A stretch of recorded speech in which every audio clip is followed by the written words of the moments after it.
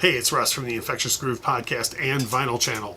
Album closers are a big deal. They are the last word on an artist's statement that they're making for the next 2, 3, 4 years until the next record. Today, I'm going to cover 5 album closers that I think are absolutely killer, coming right up. Thanks for clicking on the video. Hopefully you're already subscribed to the channel. If you're not, hopefully today's discussion video is the one that's going to do it. That's going to get you to click the subscribe button and join us every Thursday and Saturday when we share new vinyl videos.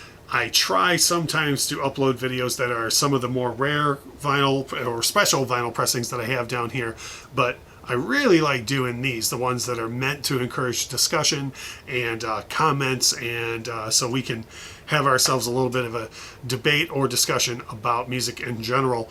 And for these type of videos, if you've seen them in the past, my 4, 5, 10-ish lists, these are not meant to be definitive. These are meant to be some of my favorites, and hopefully turn you on to some songs that you've never heard before, or even better for me, for you to leave comments and let me know which ones you agree with, disagree with. But the best thing that can come out of it for me is if you can give me suggestions of album closers. I'll do a follow-up video in the future maybe, but definitely take a listen to all the suggestions.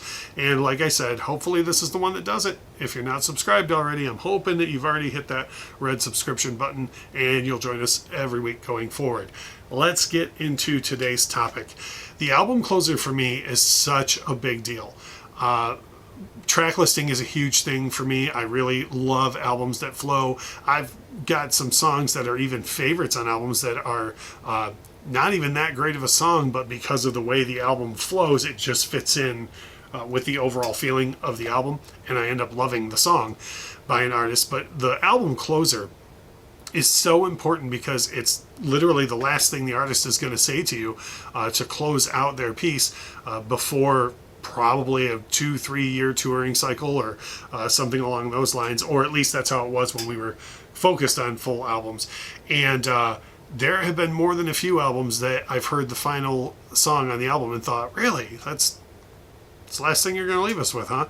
So there are so many great album closers out there, though, that I figured I'd just go ahead and throw 5 out there. And there's at least one on here that will give you a high fidelity moment, like when Rob chose Smells Like Teen Spirit as a great track, one side one. But I think all the rest of these are fairly unique. And hopefully there's some in here that you love, or maybe there's some in here you haven't heard and you're going to check out. First one on my list is Velvet Revolver's Contraband. Now, most people know Slither and Fall to Pieces off of this record. There are a lot of other really good songs on this album. I think this is a fantastic effort overall. But for me, the closer on this album is called Loving the Alien. Fantastic album closer. It's really the 3 guys from GNR, along with Dave Kushner, bringing their A game to the table. I know there's not much room for an A game as far as a ballad goes with bass and drums, but it's Duff and Matt Sorum doing what they do well. And then Slash absolutely knocks it out of the park guitar-wise on this song. Just fantastic work throughout the song, great leads, great solo, but for me, the focal point is the Scott Weiland lyric on the song is, I take it real close to like a Down in the Hole by Alice in Chains, where hindsight being 2020, we can all look back at songs like that, or even maybe Rehab by Amy Winehouse, and say, oh, that person was in a lot more trouble than we thought. Down in the Hole being a very serious song, Rehab being very playful with the subject. But the lyrics of Loving the Alien that close this record out really, now in hindsight, are an artist kind of reaching out, trying to tell the world, that he's aware of his issues and how hard he is to deal with, and some of the things that were on his mind very heavy. Now, I want to say that it's not a hindsight thing. Like, I don't love this song more now because Weiland has unfortunately passed away. it's a fantastic track that I loved in the first place. I just didn't want anybody to go check it out, hear that, and go, "Ooh, you could have given me a warning. That's pretty heavy," because it's a very heavy track in hindsight. But loving the Alien off of Velvet Revolver's first album, Contraband, fantastic album closer. The next one is the Rob Moment from High Fidelity. You're going to look at this and go, "Oh, really? Yeah, good album closer, do you think?" But I'm probably going to make more of these lists in the future, and I just can't leave this off the first one. And that is the title cut from Prince and the Revolution, Purple Rain. There's not a lot to say about this track that hasn't been said already, other than the fact that if you aren't aware, the track was recorded live at First Avenue. The crowd noise that you hear on the track is not overdubbed afterwards in the studio. There are some fixes on the song.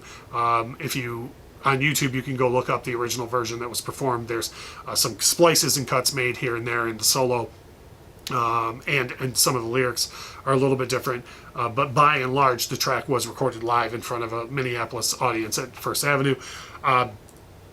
Many regard this as a perfect album. I think it is as well. And there's no better way to close this album than with the title track, Purple Rain. It's blues, it's a ballad, it's gorgeous. If you give it a little bit of thought or look into it, the lyrics make a lot more sense than most people think that they do. And it's just Prince doing everything Prince does right, and the Revolution as well. I always make it clear the Revolution were one hell of a backing band, and they absolutely do their job on this cut. So Purple Rain, title track, monster album closer. Now we're going to go the opposite to an album a lot of people don't even like or haven't even heard, and probably if they did listen to it, maybe didn't even make it to the final track, and that is the slashless Guns N' Roses album Chinese Democracy, which finally graced this earth in November of 2008. My personal favorite Guns N' Roses song of all time is on this album, the third track on the album, Better.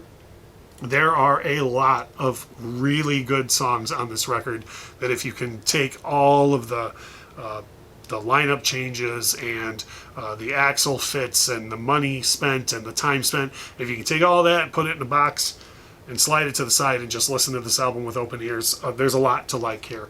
But I want to focus specifically on the album closer. The song Prostitute that closes out this album is just, it's the way that this album should close. Throughout the entire record, you hear all sorts of different sounds and genres and experiments that were never released under the GNR umbrella before. And the song Prostitute kind of mashes all of that together. There's electronic aspects to it, there's bluesy aspects to it, there's hard rockin' aspects to it, and then the main verses are more or less a ballad. So it's just a complete and total mixing pot. And if you know the record well, then you know what a fantastic way to close the album is. And if you haven't heard the album, if you've never given it a chance, which is understandable, maybe throw that track on. Throw on Prostitute and see what you think of that, because if you like that track, you're probably going to like more of what you find across the record. Lyrically, it's fantastic. Vocally, it's interesting. Not a lot of what you're used to from Axl. It's a lot less rasp and a lot more clean voice. Still as high, but in a clean tone. But Prostitute from Axl's later version of Guns N' Roses, the slashless version of Guns N' Roses. Prostitute, last track on Chinese Democracy, definitely a great album closer. Got two more for you. This one here is another album that I think a lot of people know this album mostly for the lead single, SOB, which is great. And again, if I was making a video about track one, side ones, this would probably be in the discussion with I Need Never Get Old. I mean, really, all of side one of this record is just tracked amazingly well. Fantastic Memphis Stax type blues sound. If you haven't heard Nathaniel Rateliff and the Night Sweats, the self-titled album, again, starting with I Need Never Get Old, but most people know the track SOB. The song that closes this album is a song called Mellow Out that is, again, it's probably a track listing thing for me in the way that it flows in the album, but it is the perfect way to end this album. There are some slower cuts through the record, but by and large, this record is a party. It's a big, bluesy, maybe Memphis to New Orleans sound party of an album. And then when you get to the end, Mellow Out really is almost like a bon voyage to the album, like a way to calm down from the big, huge party that you just had. And what I was saying earlier about how important the last track can be, when you hear that last track of this record, it really is a way to make you go, man, I want more of what I already heard. Not that Mellow Out's bad at all, but it's just that you think, wow, what a great way to end this record, and I loved everything I heard before, and I can't wait to hear more from this act. So Nathaniel Rateliff and the Night Sweats, the self-titled album, which if you already own this or you've heard this, you've probably heard it for SOB. Check out the last track on it, Mellow Out. Fantastic cut.